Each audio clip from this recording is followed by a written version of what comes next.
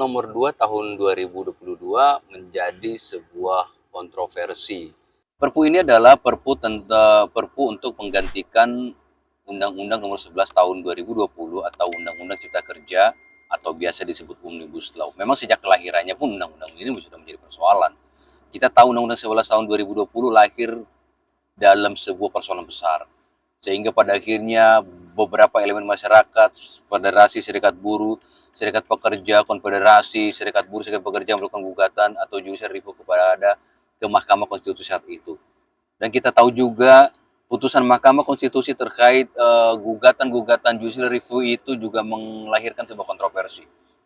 Kenapa menjadi sebuah kontroversi? Karena ada beberapa pokok putusan dalam putusan MK itu. Yang pertama adalah, salah satunya adalah bahwa dinyatakan secara formil Undang-Undang Nomor 11 Tahun 2020 adalah inkonstitusional atau cacat hukum lah, katakan seperti itu. Lalu juga dalam putusannya MK juga memutuskan bahwa atau memerintahkan bahwa pemerintah dan DPR harus memperbaiki undang-undang itu dan dikasih jangka waktu selama 2 tahun. Dan dalam jangka waktu perbaikan itu undang-undang itu tetap dilakukan, tetap dijalankan. Ini juga menjadi persoalan besar.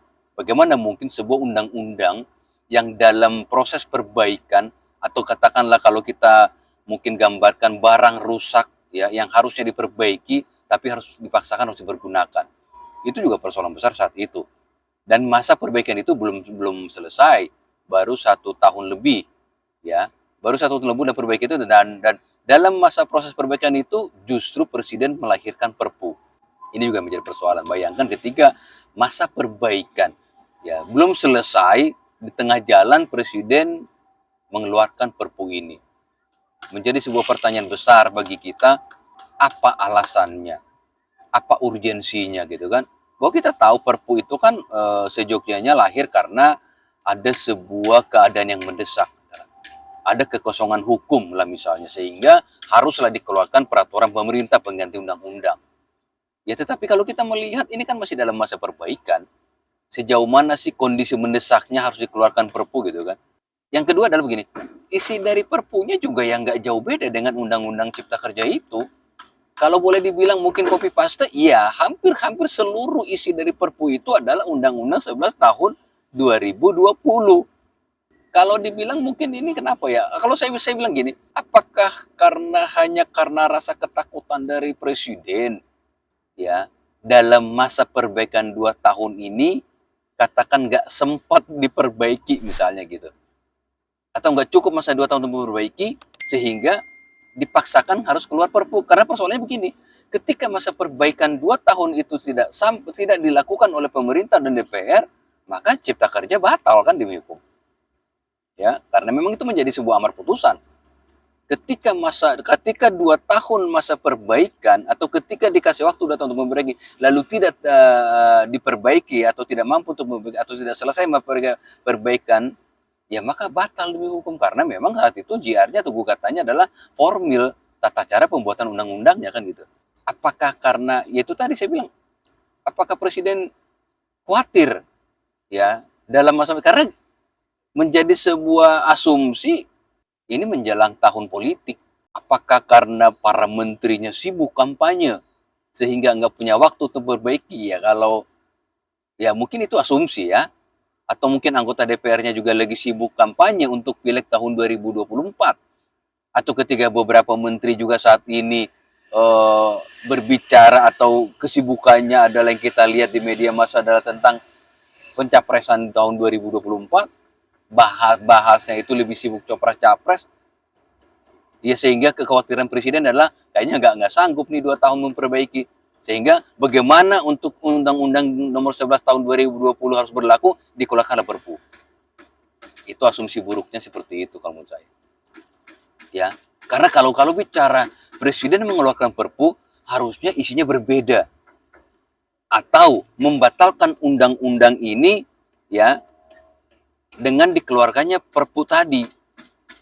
Ya sehingga kan gini, karena memang sifatnya Perpu itu kan sementara. Sementara dalam arti gini, ketika Perpu sudah lahir, sudah ada, maka pemerintah akan menyerahkan ke DPR kan. Lalu DPR nanti akan memberikan rekomendasi menerima atau menolak Perpu itu. Kalau DPR menerima artinya kan menjadi undang-undang. Ya masa iya ya Undang-Undang 11 tahun 2020, Perpu nomor 2 tahun 2022 isinya hampir sama.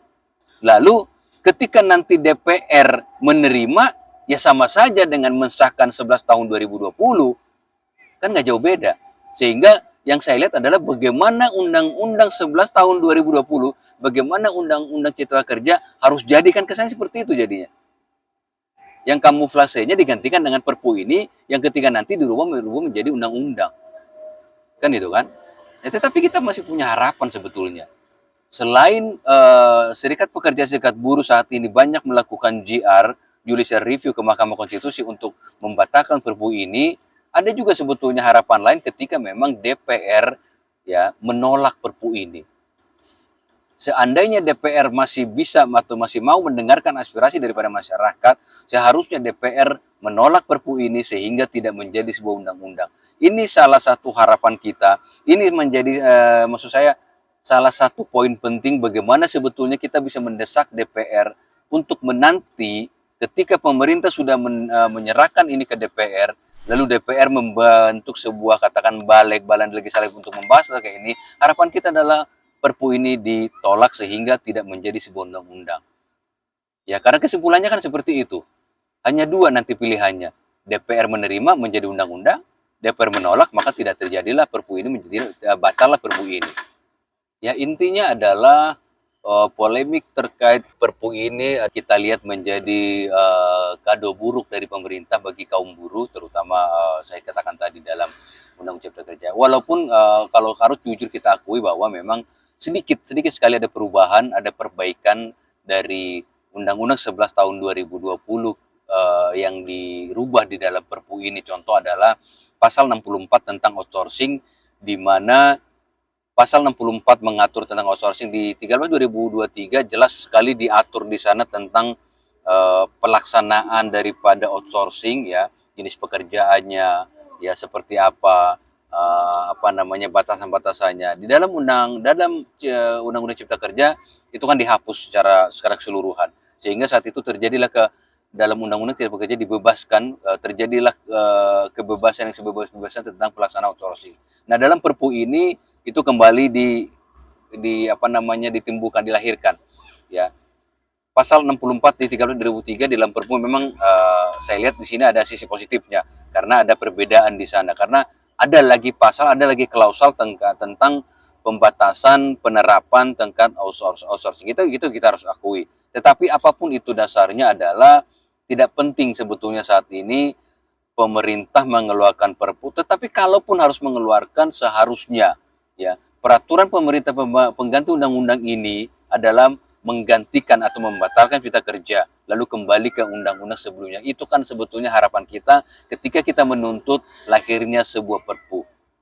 Kembali saya katakan kita punya harapan besar sebetulnya kepada Dewan Legislatif kita yang anggota DPR, yang kita berharap ada keberpihakan dari DPR ke kita, ke masyarakat, kepada kaum buruh untuk menolak ini.